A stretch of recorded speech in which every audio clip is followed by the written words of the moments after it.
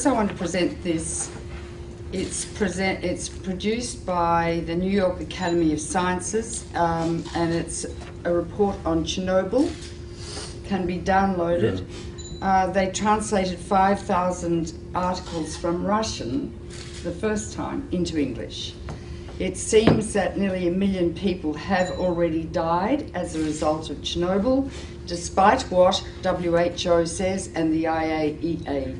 This is one of the most monstrous cover-ups in the history of medicine, because everybody should know about this. Then we extrapolate through to Japan. Japan is, by orders of magnitude, many times worse than Chernobyl. Never in my life did I think that 6 nuclear reactors would be at risk. I knew the 3 GE engineers who helped design these Mark I GE reactors. They resigned because they knew they were dangerous. So Japan built them on an earthquake fault. The reactors partially withstood the earthquake, but the external electricity supply was cut off, and the external electricity supply supplies the cooling water 1 million gallons a minute to each of those 6 reactors. Without the cooling water, the water falls and the rods are so hot they melt, like at 3 Mile Island and at Chernobyl. So the emergency diesel generators, which are as large as a house, got destroyed by the tsunami. So there is no way to keep the water circulating in the reactors. Also, on the roofs of the reactors, not within the containment vessel, are cooling pools. Every year they remove about 30 tons of the most radioactive rods that you could possibly imagine. Each one is 12 feet long and ½ an inch thick. Gives out so much radiation, like X-rays, that if you stand next to it for a couple of minutes, you'll die. Not drop dead, but remember Litvinenko, the Russian who got poisoned by polonium? You'll die like that, with your hair falling out, bleeding to death and dying of massive infection, like AIDS patients die. So these are, and they're thermally hot, so they have to be put in a big pool and continually cooled too. The pool has really no roof. There have been 3 hydrogen explosions blowing off the roof of the building, not the containment vessel of the core, but the roof, and exposing the cooling pool. 2 of the cooling pools are dry. They have no water in them, meaning that the nuclear fuel rods are covered with a material called zirconium. When zirconium is exposed to air, it burns, it ignites. And there have been 2 of the fueling pools at this moment are burning. In the cooling pools are many times, like 10 to 20 times more radiation than in each reactor core.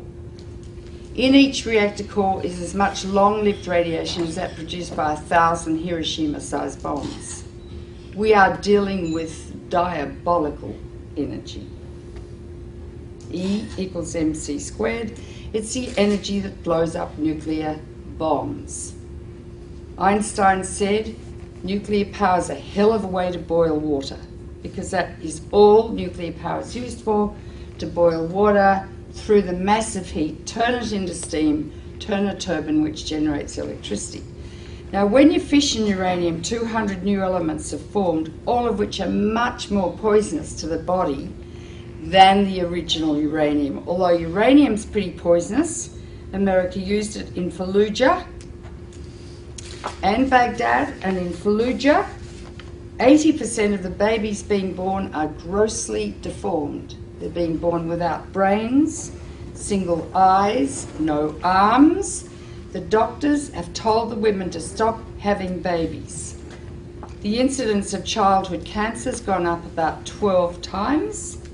This is genocide. It's a nuclear war being conducted in Iraq. But uranium that they're using lasts for more than 4.5 billion years. So we're contaminating the cradle of civilization, the coalition of the willing. In the nuclear power plants, however, is a huge amount of radiation.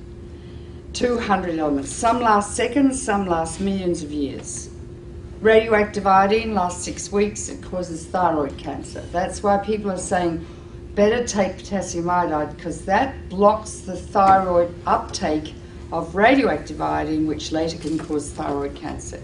In Chernobyl, over 20,000 people have developed thyroid cancer. They have to have their thyroids out, and they will die unless they take thyroid replacement every day, like a diabetic has to take insulin. Strontium-90 will get out. It lasts for 600 years. It goes to the bone, where it causes bone cancer or leukemia. Cesium lasts for 600 years. It's all over Europe. 40% of Europe is still radioactive. Turkish food is extremely radioactive. Do not buy Turkish dried apricots. Do not buy Turkish hazelnuts or dried... the Turks were so cross with the Russians, they sent all their radioactive tea over to Russia after Chernobyl. But 40% of Europe is still radioactive. Farms in Britain, their lambs are so full of cesium they can't sell them. Don't eat European food. But that's nothing compared to what's happening now. One of the most deadly is plutonium, named after Pluto, god of the underworld. 1/1,000,000th of a gram, if you inhale it, will give you cancer. Hypothetically, 1 pound, if evenly distributed, could give everyone on Earth cancer. Each reactor has 250 kilos of plutonium in it, kilograms. You only need 2.5 kilograms to make a bomb, because plutonium is what they make bombs with. It's the only country that has a reactor. From your uranium, you are the biggest exporters of uranium in the world, Cameco. Canada sells two things. It sells wheat for life and uranium for death. Right? Plutonium is going to get out and spread all over the northern hemisphere, and it's already heading towards North America now. Plus radioactive iodine-129, its half-life is 17 million years, plus strontium, plus cesium, plus tritium, and I could go on and on and on. When it rains, down comes fallout, and it concentrates in food. If it gets into the sea, the algae concentrated hundreds of times, then the crustaceans concentrated hundreds of times, then the little fish, then the big fish, then us. Because we stand on the apex of the food chain. You can't taste these radioactive elements, you can't see them, and you can't smell them. They're silent. When you get them inside your body, you don't suddenly drop dead of cancer. It takes 5 to 60 years to get your cancer. And when the cancer, if you feel a lump in your breast, doesn't say, I was made by some strontium-90 you ate in a piece of fish 20 years ago. All radiation is damaging. It's cumulative. Each dose you get adds to your risk of getting cancer. With americium, that's more dangerous than plutonium. I mean, I could go on and on. Depends if it rains, if you're going to get it or not.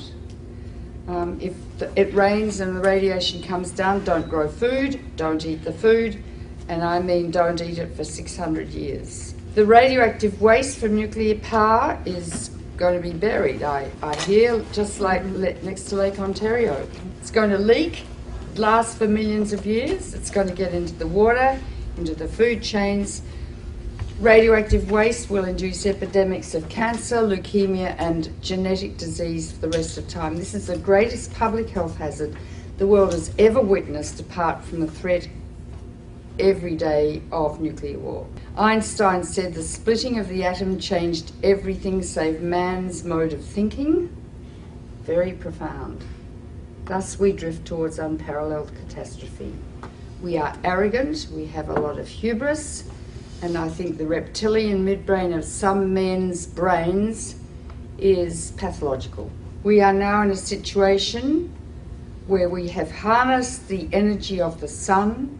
It is totally out of control, and there's simply nothing we can do about it.